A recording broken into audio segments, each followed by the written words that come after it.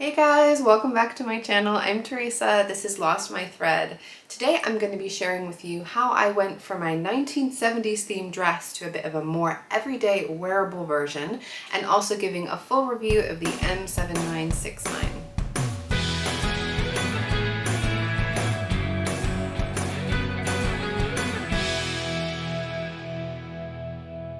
You might have seen already, I did do a full video on how I got this dress to fit me. I talked through my muslin process, the alterations that I made. If you haven't seen that, I'll pop a link to that here so you can get full information. I'm not going to go through all of that again. But what I do want to talk to you about is how I went from that dress to something that I feel like I can wear more on the day-to-day. I did think from going in, this was my plan. I wanted to make something very much themed for the party, so I went for a full maxi length bell sleeve version of the M7969, and I feel like it was definitely on point, very much on the theme, doing what I needed it to do.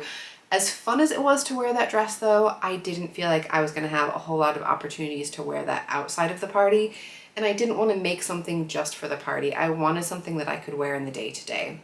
So I went ahead and did what I intended to do, and it came out so well. I'm so happy with how it turned out. So what I ended up doing, the key thing honestly, was just shortening the sleeve. So the original design of the M7969 is meant to have this balloon sleeve that I've got here. So there's gathering up in the shoulder, there is gathering into a sleeve band here, which is meant to be about 3/4 lengths. And so I just basically trimmed down my long sleeve. The pattern itself has slightly different lengths from the top and the bottom, and so I wanted to maintain that rather than going at the straight grain, and I feel like it works well for the design. So I think it's the top half is longer. I feel like it must be.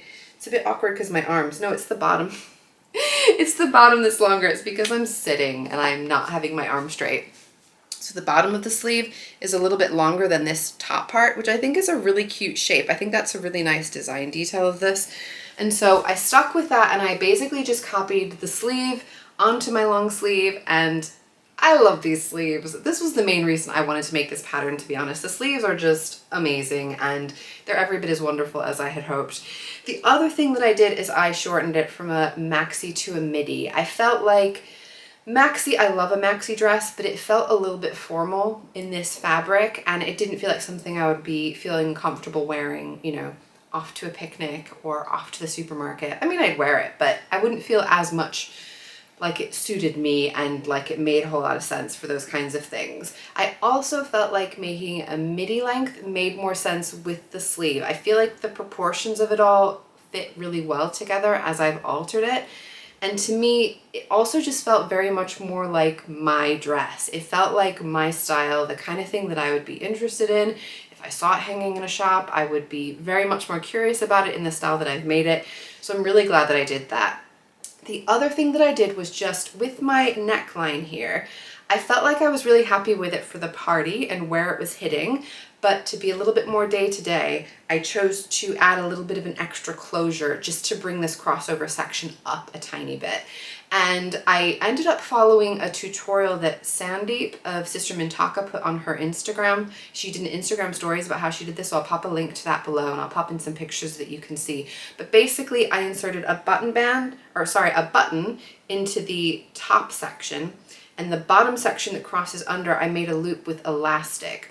The difference between elastic and a safety pin or a snap, both of which I've done before with wrap tops and things that were a little bit lower crossing over where I didn't want them to, there's still some movement there. So it doesn't look or feel as fixed. It doesn't pull. It will allow it to move with your body a little bit more. And so I feel like it seems a bit more like a natural point where that closes. I do think if you get right up close, you can probably see the button, but if you're looking that close at this area of my dress, shame on you guys. That's not my issue. But I do think it worked really well, and I will try that again in the future because I feel like it's a nice way to have that little bit more modesty without necessarily making it look like it's fixed and pinned and wanting to pull apart, which often it has done for me. The other thing that was really interesting for me, a bit of a revelation, and I did share this on my Instagram stories, I want to tell you guys because you may also have a similar issue and have a similar revelation. I was thinking about where this crossed over and where it crossed over when I was standing.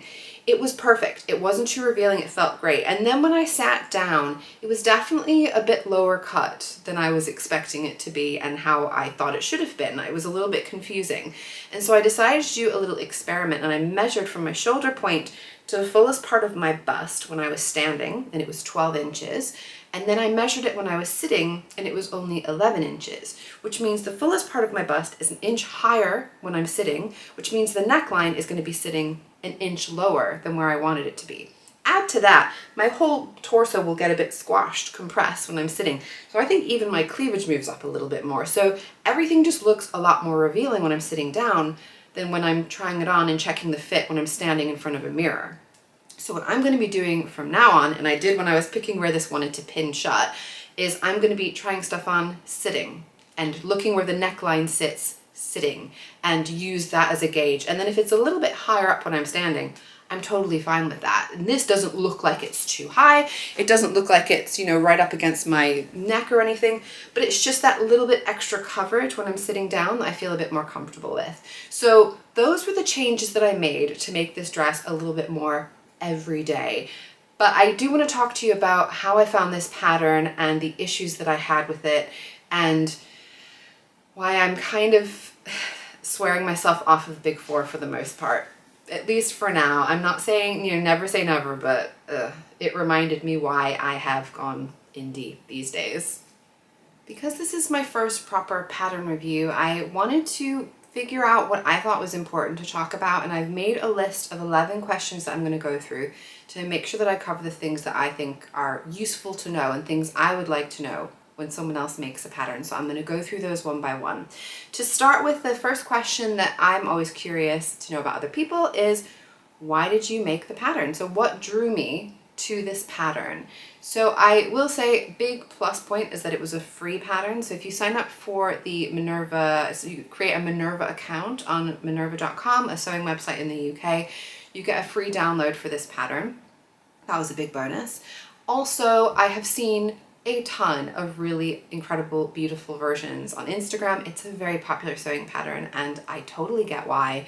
It's really beautiful on all different sizes and shapes, and I will say I know everyone does a lot of adjustments to get it how they like it, but a lot of really beautiful finished garments, so that really appealed to me.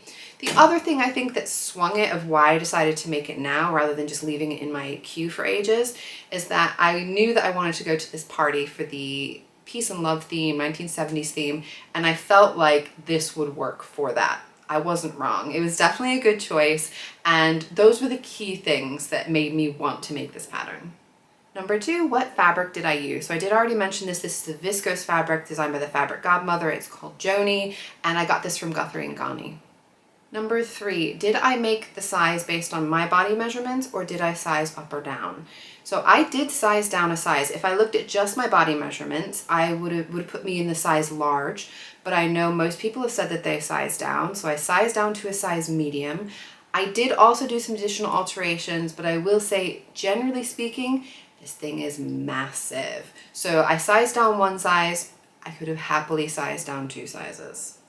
Number four, did I do any hacks or alterations on this dress? That's a big, big yes. So I'm not going to get into a ton of detail that I've explained how I did these things in a previous video, but brief things to mention. I did a 2-inch full bust adjustment, including a bust dart. So I added a bust dart that wasn't in the original design. I pinched out 1 1/4 inches of the neckline so that it would sit more flat because it was a bit baggy up here. I added an elastic around the waistband. So I'm trying to show you, but you cannot see. I added elastic here around the waistband. So I basically just created a French seam with this section where they attached. And in my second pass through, I didn't stitch it all the way shut, put a 1/4 inch elastic in there, and that's my elastic channel. I added pockets. There were not pockets on this dress. Come on now, guys. So I added pockets, and they are nice, big, roomy pockets. They extend all the way up to the waist seam, so they're not going to be flapping around. So those were the key adjustments that I made. Number 5, how were the instructions? They weren't good, guys. I had some major issues.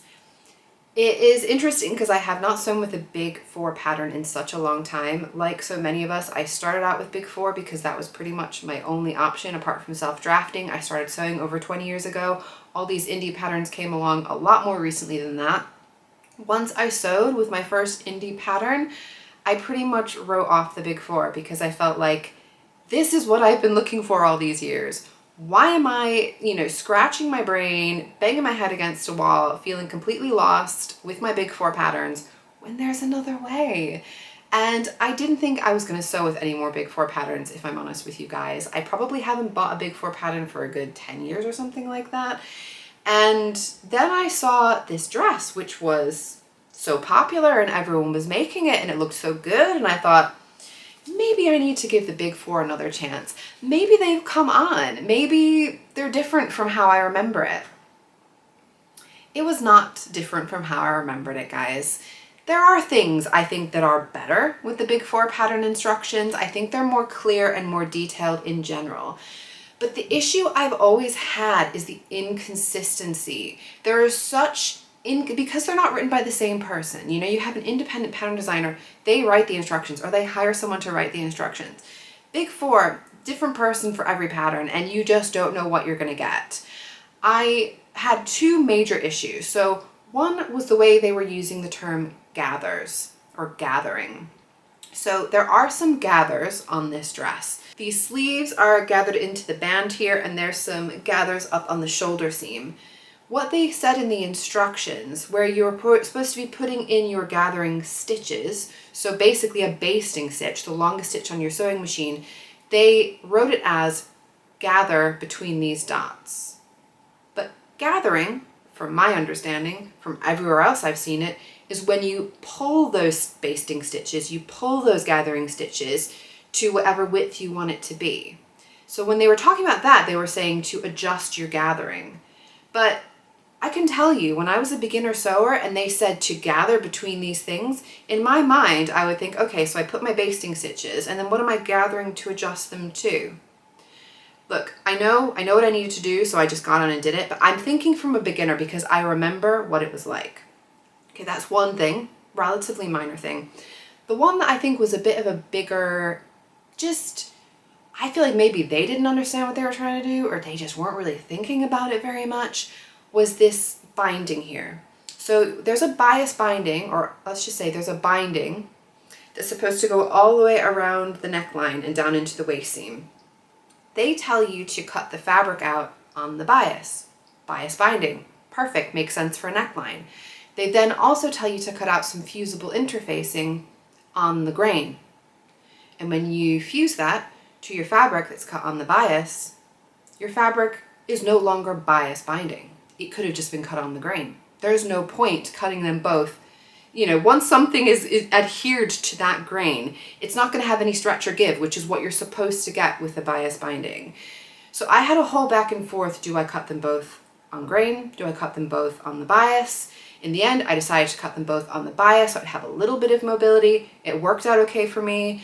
I did reach out to fellow sews who've made this and they just did their own thing. Totally fair because honestly the instructions were not very obvious. But that was one issue I had. But then the other thing, if you are cutting this on the bias as suggested, it can move, it can flex, it can stretch. That's the point. But the shoulder, this is a raglan sleeve, the shoulder seam, you're supposed to gather to 2 points on the binding. But if you are trying to adjust gathering to be just the right length compared to a binding that is on the bias that can stretch, you're not really gathering it to any fixed point. And you might make the dress one time and it could be pretty different this length from another time. If you know what I'm talking about, you know what I'm talking about. If you don't, I'm sorry, and I don't think the big 4 are making it any easier for you. I just felt like all of that to me felt like amateur hour, if I'm honest with you guys. And it just made me feel like, here we go again. This is it now with the big 4. I'm saying goodbye, sayonara. I'm just not going for it again. Apart from the fact that I am desperate to make a Mimi G pattern, and I have faith in Mimi G that her patterns will be okay. Any huge Mimi G recommendations, let me know in the comments down below because I really do want to try making one of her patterns. And at the very least, she's got video tutorials, so if I get stuck on the instructions. But I feel like she would probably have a higher caliber of instruction. I'd be really curious to try it out. But for real, guys, apart from that, I'm not going there. In the UK where I live now as well, we don't have $1.99 sales, 99-cent sales of any of these big four patterns. They are just as expensive as the indie patterns for me. So there is pretty much no reason for me to go out of my way to spend more money for something where I feel pretty likely to disagree with some element of the instructions. Okay, end of rant about the big four. Number 6, how would I rate the difficulty level? So obviously, depending on what terms you use, it can be a little bit tricky. So I was thinking about rating it as either absolute beginner, advanced beginner, intermediate, or advanced. I feel like theoretically this could be something for an absolute beginner, but I think the instructions and the way they explain things, the fact that you've got this bias or not bias binding, I'd probably say advanced beginner. There are YouTube tutorials about how to make this dress though, and I would highly recommend it. I would also highly recommend making a muslin, which I know people don't love to do, but honestly, I had to make so many adjustments to get mine to sit right. And if you want to make something that you're happy with, sometimes you got to go to that trouble. And I think this is one of the times I would definitely recommend going to that trouble. Were there any techniques or finishing details that I particularly liked about this pattern? So I didn't love so much about the instructions. I've already gone into that. One thing I liked, and this is something that I like to do and often will do whether it's in the instructions or not, is there was actually a fair amount of hand sewing. And I know some people are going to say, oof, that is like game over for them, and I totally get it. But they recommend that you hand sew this binding on the inside. So you're going to be sewing the binding to the sleeve, right sides together, turning it around, folding it under, and then stitching it by hand onto the inside of the dress. Same with the binding. And I feel like that is honestly the best way to get the neatest finish. You could stitch in the ditch. You could totally stitch in the ditch. Whenever I stitch in the ditch, I miss part of the binding on the inside. It looks really wonky and shabby, and I don't like how it looks. But I will say, the way I've done it, the way they instructed, I did actually really like that. And the design detail, obviously, that I like the most are these balloon sleeves. I mean, come on, guys. I am 100% interested in making these sleeves on something else if I don't make this dress again. Number 8, was there anything that I didn't like about this pattern? So apart from the whole instruction drama, yes, wasn't a fan of the instructions. It is so oversized. I know this is something that people talk about a lot with the big four. I looked at the finished garment measurements. This dress is clearly supposed to be oversized. If you look at the hashtag over on Instagram, you're gonna see a lot of oversized, roomy, baggy dresses, which is the point, and that's what I wanted. So I am happy the fact that I sized down one size. It is still mahoosive. If I hadn't put that elastic channel on there, guys, honestly, it looks voluminous. I look like I'm wearing a maternity dress. It's not a good look for me. Depends on your body shape, but for me, that was a no-go. But I will say that I don't think they should have been telling you the size up. So the recommended size, I think, is complete insanity. I think everyone could size down a size and be 100% happy with their still very oversized dress. And no pockets. What is that about, guys? I completely understand if you have something that's really slim form-fitting and it's gonna maybe add a bit of bulk if you're gonna add pockets depending on the fabric choice. This dress has such a ginormous, voluminous gathered skirt.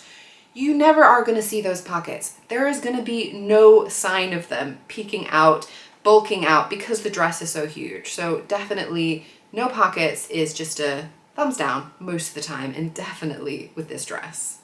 Would I make it again? I feel like I'm actually gonna say yes, because I've gone to all the work to make all the alterations to make it how I like it. I do really love what I have, and I would still do the adjustments that I've made, so it's kind of like half this pattern, half my own design, but I think I would like to do it, and I'd be interested to see it in some different fabrics. Number 10, if I would make it again, what would I do differently next time? So apart from all of the alterations that I've already made that I would keep, I would make a wider channel for the elastic. So like I said, what I ended up doing was basically creating a French seam with, I just made a French seam, didn't basically, I created a French seam, and then I inserted elastic before I put that second stitch together, the second row of stitches together. But I will say that's very narrow elastic. It was very fiddly. I would just make a wider channel. So I would just extend each of those pieces a bit so I can make a proper elastic channel with a bit of a thicker elastic going around there. But apart from that, I would make it as I've made it this time. What fabrics do I think would work well for this pattern? So I definitely think viscose is a great choice. Viscose rayon, drapey fabrics like a viscose or rayon challis would work really well. A crepe I think would work really well, tencel, even silk. But I also think it would work really well for any kind of lightweight woven fabric. So I would really love to see this dress, maybe try this dress out in like a cotton seersucker, and you'd have a little bit more of that volume. I think it would work well with a cotton lawn, even a cotton poplin. A lightweight linen I think would be stunning. Blackbird Fabrics have this, it's like a very small checked linen fabric. Oh, I think that would be so cool in this dress. That's definitely something I could see wanting to make. But yeah, I would definitely think lightweight woven fabrics. If you're gonna have something that's got a little bit more structure and less drape, your gathers are gonna be a little bit more defined, which is not a bad thing by any means. Just knowing which way you're going will probably help you to decide which fabric you'd prefer. And I honestly feel like I would love both. I'd be really interested to hear if you have made this dress, how you got on with it, how you found the instructions, what you did with your binding. Did you do bias binding? Did you do bias interfacing? I just think it's funny to hear how other sewists get on with things, and it may well be that a lot of you guys didn't even bother reading the instructions because you get the idea of how to construct this garment, but it's just interesting to me. If you have been thinking about making this pattern, I hope it's been helpful to hear my thoughts about it. Please do let me know in the comments down below as well if you agree, disagree with any of my points. I'm not necessarily trying to start like an indie Big Four battle right now, guys. I'm just telling you my own impressions and based on my past experience, how I'm feeling about the Big Four and McCall's patterns in the future. Please do subscribe to my channel if you want to see more of my videos. Let me know if you enjoyed this review video, if you want to see more reviews, because like I said, I haven't done them before, but I do always think they're really interesting to watch before you make a pattern. Please do give me a like if you enjoyed today's video, and I'll see you all soon. Bye!